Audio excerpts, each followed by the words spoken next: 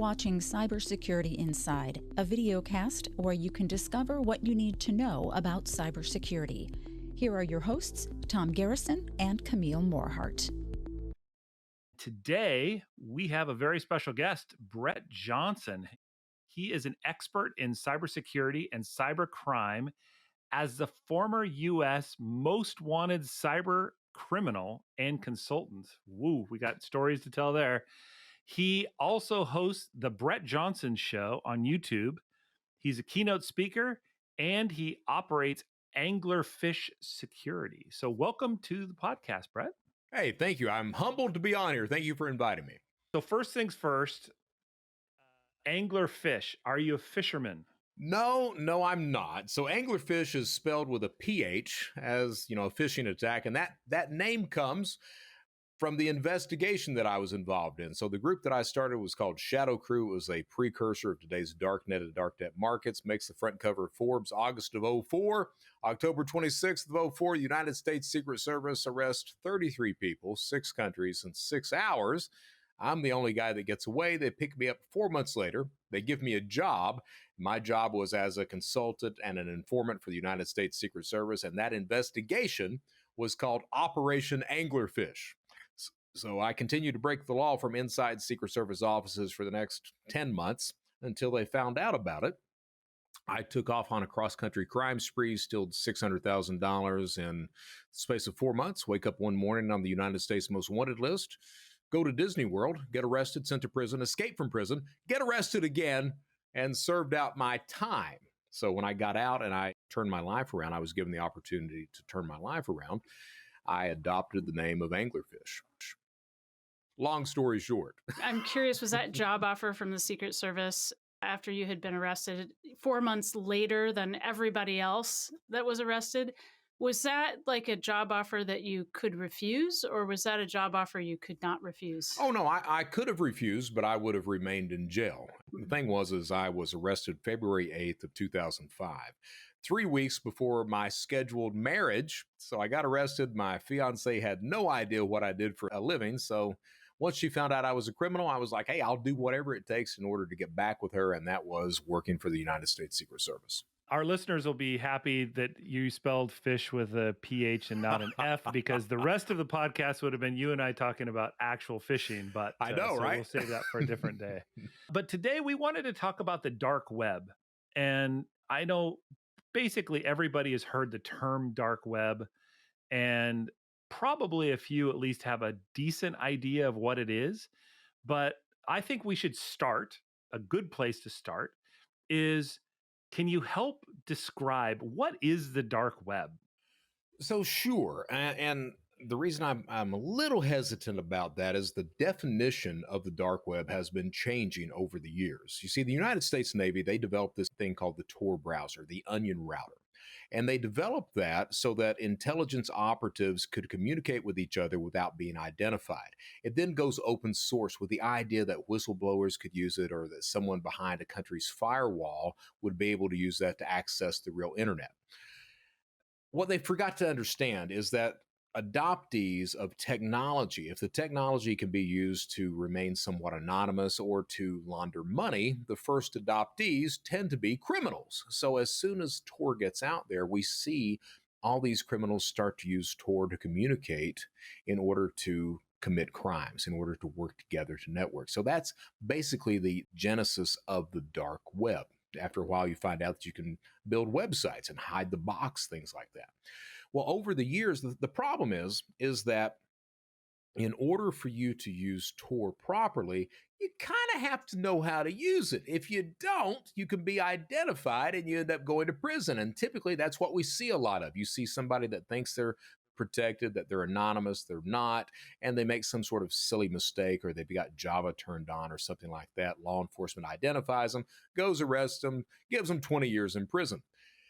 Because of that, and because of the paranoia, because law enforcement has gotten so good about shutting down dark web websites, we see that a lot of different services have started to pop up, and a lot of criminals are starting to look at smaller and smaller encrypted messaging services in order to network together, to sell wares, commit crimes, what have you.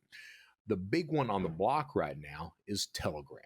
So that's really the Wild West of cybercrime. So this definition of the dark web has changed over the years, where it's not just Tor and those Tor-based sites anymore. It's things like Wicker, it's things like Telegram, it's things like Discord, WhatsApp, Signal, all these other services work together so that criminals can work together, exchange, share information, collaborate, profit. Is it sort of like the LinkedIn of the dark web, where although are people anonymous or disassociated from their identities on it? They are. You take Telegram, for example. Telegram is owned by a Russian, and Telegram is very anti-law enforcement, which is pretty interesting when you think about it. Telegram does not answer to United States courts, yet it's still allowed to operate within the United States. Personally, I'm against that. The problem is that you've got these people that are not tech savvy.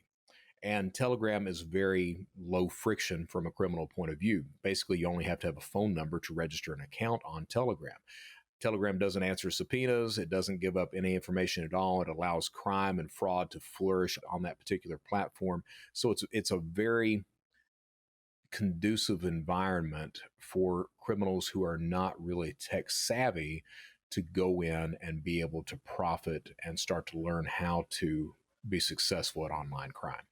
So obviously our mission here is not to try to teach people how to break the law, but at a rudimentary level, can you walk us through, let's say you had some sort of nefarious intent, but you really aren't that tech savvy. Like, how do you go about doing this? Again, this is not a how-to video, but it's more about understanding the evolution of the dark web and where we're at today, like the current world class of the dark web. What does it look like? When I was committing crime, when Shadow Crew comes into play, so there's three sites that really kind of start the genesis of modern cybercrime. There's Counterfeit Library, Shadow Crew, and then ultimately Carter Planet, which was opened by Dmitry Golubov, Ukrainian national. Those individuals who were part of those sites, the platform of cybercrime itself was not established enough. So if you were a member, an expert on those sites, you typically had to understand most dynamics of online crime. You had to know what the security of the target was that you were hitting, how to bypass the security, how those tools operated, how to run a drop address, how to have proper operational security so that you weren't identified or you were made anonymous. You had to know every single aspect of that. Today, the cybercrime platform is refined enough that a newbie, a cyber criminal who has absolutely no experience or no understanding of any of those dynamics, they don't have to know all that. You can go in, you can simply ask questions within those channels, whether it be a forum, whether it be an IRC, not an IRC, but a Telegram session or a Discord channel or anything else. You could start asking questions, and it's an open source environment. You typically will get someone that will start to educate you, start to tell you what you need to do. So you can do that. You can buy tutorials on how to commit one specific type of fraud. Tutorials can be purchased for as low as $10. Sometimes they run a few $100s. If you're not comfortable enough with a tutorial, you can buy or take live instruction classes. To really understand it, you have to kind of understand the three necessities of cybercrime. For cybercrime to be successful, three things have to take place. You have to gather data, you have to commit the crime, and then you have to be able to cash it out. All three of those necessities have to work in conjunction. The problem is that a single criminal, one person, can't do all three things. They can do one, sometimes two, but rarely can they do all three. And the reason for that is there's two reasons.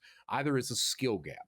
That specific criminal simply doesn't know how to do one of those aspects. So he doesn't know how to do a man-in-the-middle attack or doesn't understand the intricacies of a phishing attack, what have you. Or it's a problem with geographic location. That criminal is simply in a geographic area where they're not able to do one of those three necessities. Typically, put money in pocket, launder the funds out. And we saw that during the pandemic with unemployment fraud. So you had people in the Ukraine, in Russia, in Brazil, in the EU that were hitting states' unemployment offices. They had all the data in the world. They were able to commit the crime because there was absolutely no security in place for 6 months, but because they were in an area outside of the United States, they had to rely on money mules stateside to cash out for them. That way, no flags were raised and they were able to continue withdrawing funds. So, because of those three necessities, you have dark web marketplaces, you have the forums, you have Telegram, Discord, channels like that work and operate so that one criminal can work and network with other criminals who are good in areas where he, sometimes she, is not. I had a question about trust because you've talked about that in previous interviews you've done. You always say, like, in the criminal world, you need to first establish trust, and then you can profit from somebody or take advantage of somebody. And it's funny because we're looking in the non-criminal world at one of the most important things in business is to establish trust. And then particularly around cybersecurity, how can you assure that the computer or the device is trustworthy? How can you assure the network is trustworthy or the person that's logging in? So do you see trust as, like, is it dual-sided? Is it different in sort of the criminal world, or is it actually the same? And how do we navigate that on either side of the equation? What's interesting to me, and I quoted this several times in different presentations and webinars as well, Ronald Reagan said, trust but verify. So taking that from a criminal point of view, if I'm looking to defraud or victimize an individual or a company, I'm going to anticipate that they're going to trust and they're going to verify. But my question is, from a criminal standpoint, my question is how far are they going to verify? How many levels deep are they going to go to try to determine whether I'm who I say I am or that I'm a fraudster? So I try to anticipate that. So if I'm hitting a retail merchant using stolen credit card data. I have the stolen credit card data. That's one tool to establish trust. I may have an email address. So that email address, what am I going to anticipate with that? Is the company going to be able, are they using some service like Emailage that is trying to determine the age of the email? So I need to try to anticipate that. Most of the time, they're not going to do that. So I can use just simply a Gmail address that is created on the fly most of the time. But if it's a company where I figure that they are using a service like that, I may try to go and buy a domain that has been registered in the past. That way it looks like the email address has been established for a long time. Or I may try to age out the email by having data or anything, or, some sort of history registering with reward systems or a PayPal account or what have you. So I'll try to anticipate how many levels deep that potential victim will try to verify who I am. Typically, it's no more than 2 to 3 levels. And that's one of the reasons that synthetic fraud is so successful from a criminal point of view. Synthetic fraud works by me defrauding the Social Security Administration by using their own tools against them, by going into the credit bureau and being able to put that ghost in the system and then using that information to establish credit. And what I understand from a criminal point of view on that point is that any creditor that I try to defraud, they're not going to look past the credit bureau and that credit score that I've established. They're only going to go that deep and only that deep. So understanding that from a criminal point of view and how trust works is important on the victim when you go to victimize someone. But from the criminal point of view, I have to be able to trust my criminal associates because I know that law enforcement is in those areas. I know that fraud analysts are on those channels as well. So there's an entire system that's set up on the criminal side that tries to establish trust between criminals, that tries to make sure that you're dealing with somebody that is a criminal and that knows what they're talking about. So you have vouchers, and the vouchers go back to that old age of the Italian mafia. I vouch for this guy. He's who he says he is. And that means something. When you vouch for someone, you're then responsible for whatever that person does. If that person then rips someone off, they come back to you, and you have to make that person, solid at that point. So you've got vouching systems, you've got review systems, you've got escrow systems, all with that idea of establishing trust with one criminal and another. And that's really important. You take some of these cybercrime environments now, These environments, some of them are hundreds of thousands, maybe a million members large. And you've got all of these humans working together, sharing and exchanging information in real time. It becomes a really nice platform to know who to trust, what's going wrong with a vendor, an individual, a criminal, an associate, what have you. So trust plays a really important part on the criminal side. In the past, you've profiled cyber criminals' motivations as three different categories: cash, low hanging fruit; status, which I guess is sort of the equivalent of fame; and ideology. Right. And you say that, these people operate very differently. These different motivations have all kinds of different levels of tenacity as well. I'm wondering if the effect of whoever it is, it means that a company or a person, individual, needs to protect themselves against each kind of criminal motive, or if it's just the motive behind the attack, and the attack is, it doesn't matter what the motive behind it is, the attack would look the same. I don't think the attack looks the same at all. So, as we said, if the motivation is cash based, that criminal is simply looking to steal cash. That criminal is going to look for the easiest target that gives the largest return on investment, that lowest hanging fruit, as you said. But if it's fame based, that status, if that criminal is able to do something that no one else within his criminal community can do, it doesn't really matter about the security. That criminal is looking for the high security, something that he can do that no one else can. And that gains him respect, which equates to profit within those criminal communities. And then finally, ideology. Have you pissed someone off? Does someone have a different belief than you do? Understand the motivation, and you'll understand the persistence of the attack. Someone who's attacking you because of an ideological basis, that's an attacker who is not going to stop. They're looking at you specifically. And yes, as a company, you could be targeted for all three things. For example, I gave a keynote speech for Chanel about a year and a half ago. And the interesting thing about Chanel is that they hit all three motivations. You're looking at attackers who are looking to steal money. You're looking at attackers who can hit Chanel because of the brand name. They go back to their community and say, hey, I got Chanel. And then you're looking at attackers who, hey, Chanel, is that a French company? Well, I just don't like, the French mindset or their political beliefs. So you got all three things hit there.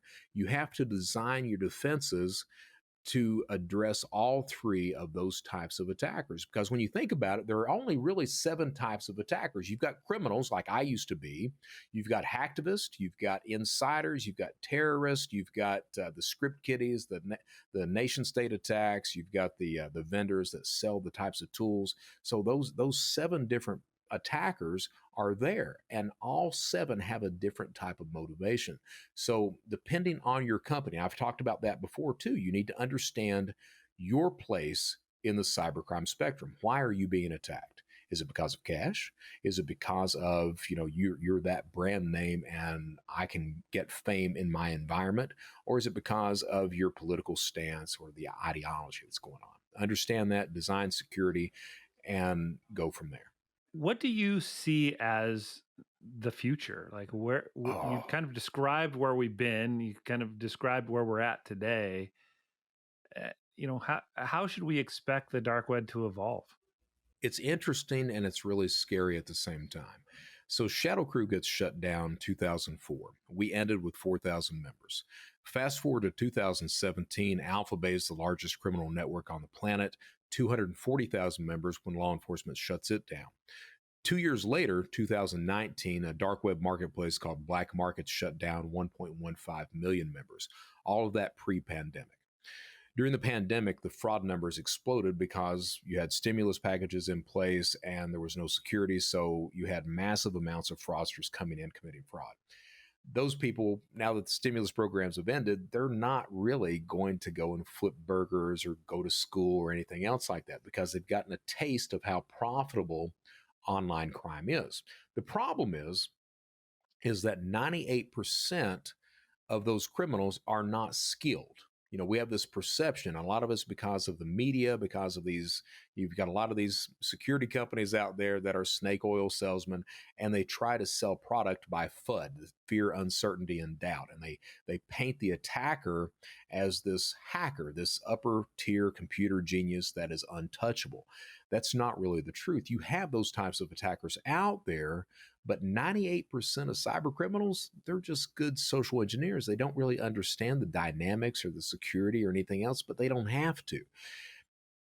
The more sophisticated tools that cybercrime has, like bots, ransomware, things like that, typically the 98th percentile of cyber criminals have never experienced those, and they wouldn't know what to do with them. What we're seeing now is that vendors have it's almost been subconscious. They're starting to understand that, hey, we've got an entire demographic of criminals that we've never marketed to. So now we're starting to see these services being offered and developed to where that unskilled criminal can now use them. You see marketplaces like Genesis. Genesis Marketplace is a bot marketplace. They've got 400,000 bots on there. The bots range anywhere from $3.75 up to $400, and the bot sits on someone's network. That person then goes to sign into their bank account or a retail merchant or or email, where have you. The bot captures the cookie, it captures the browser fingerprint, their credentials, every single thing that the attacker then needs to take over that specific account. But the marketplace also, the developers also understand that, hey, these people wouldn't know what to do with a cookie if they had it. So in order to help them out, that marketplace has a standalone browser or a browser plugin that then automates everything for that person who buys that bot. Plugs it all in so you don't have to know anything at all. Lets you come in, bypass multi-factor authentication, take over the account, do whatever you want to. And that's just one aspect of how cybercrime is continuing to be refined. We're seeing that across all these different cybercrime verticals about how these products are being developed and marketed toward that unskilled cyber criminal that's out there. And that's really scary. Well, Brett, this has been a very, very interesting set of conversations we've been having here. Before we let you go, though, we like to do a segment we call Fun Facts.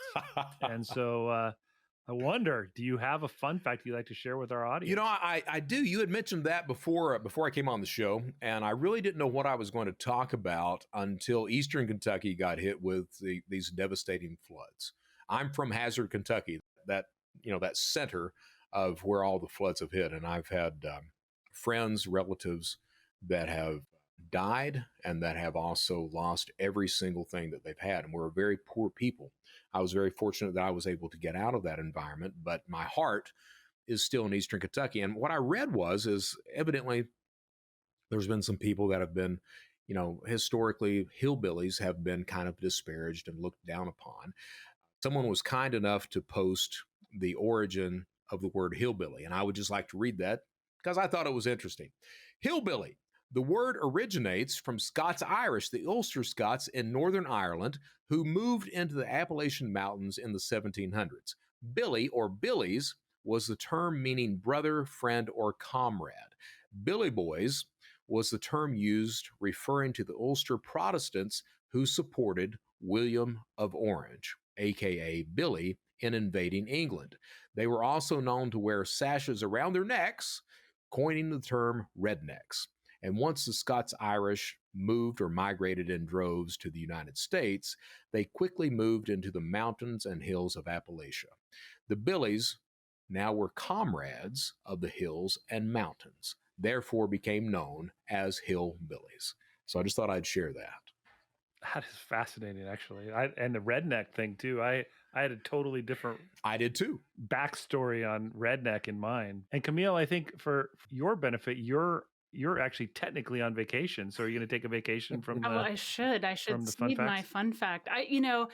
My fun fact is going to be simple. I think it's very interesting that there is only one kind of tea plant that exists. I mean, of course you can drink, peppermint tea or chamomile tea, but if you're going to drink just tea, green tea or black tea, it's one kind of camellia. And it just depends on how you treat the leaves, how much oxidization you use, whether it's green or black in the end. I had no idea. I did not know that either. That's very cool. So my fun fact is going to be in honor of the summer, because we are finally having summer in the Northwest.